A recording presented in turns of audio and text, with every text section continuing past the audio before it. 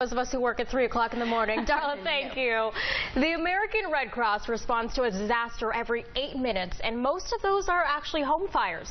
So ahead of Thanksgiving, we want to make sure you're safe and that you can prevent a kitchen fire. So joining us now is Lilly Wyatt with the American Red Cross, and you have some tips and some reminders, very common sense things to help people avoid a disaster on this Thanksgiving holiday, right? Absolutely, especially because the National Association of Fire Protection mentioned that there is a 230% increase of home cooking fires during these holidays. So Turkey Day is just around the corner. We want to remind our people out there that they need to be safe. Yeah, 230% increase just on Isn't that amazing? Just on Thanksgiving. It's crazy to think about. So what are some of the tips that you have for us? Some of the tips that we have, especially when you're cooking. I mean, people are frying their turkey, they're baking their turkey. People come over to our home, so we just basically want to unattend our cooking. So the tips that we have are to always make sure that you are actually in the kitchen at all times.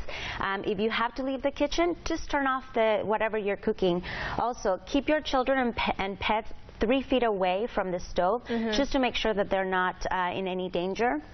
Move any items that can burn away from the stove, like dish towels or any equipment that you might have around the kitchen, any surfaces that might be around what you're cooking.